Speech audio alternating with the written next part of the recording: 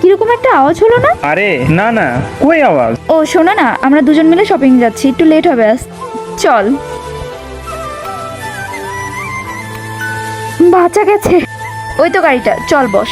সৌমি, তোর সাথে না আমার একটা ব্যাপারে কথা বলার দরকার ছিল। অ্যাকচুয়ালি আমার মনে হয় কি তোর হাজবেন্ডের সাথে তোর বাড়ি কাজের লোকের একটা সম্পর্ক আছে। কি বলছিস তুই?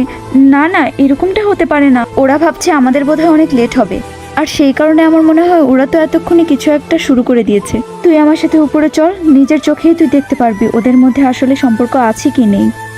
একটা কথা ছিল, আপনি তো বলেছিলেন আমাকে আইফোন কিনে দিবেন, তো কবে দিবেন? শুধু আইফোন না, তোকে আমি প্রাডো কিনে দেবো। তুই শুধু আমাকে এভাবে খুশি করে যা, ঠিক আছে?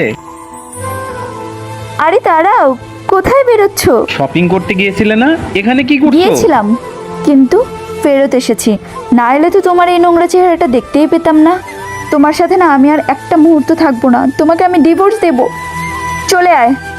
আমার কথাটা শোনো সুমি।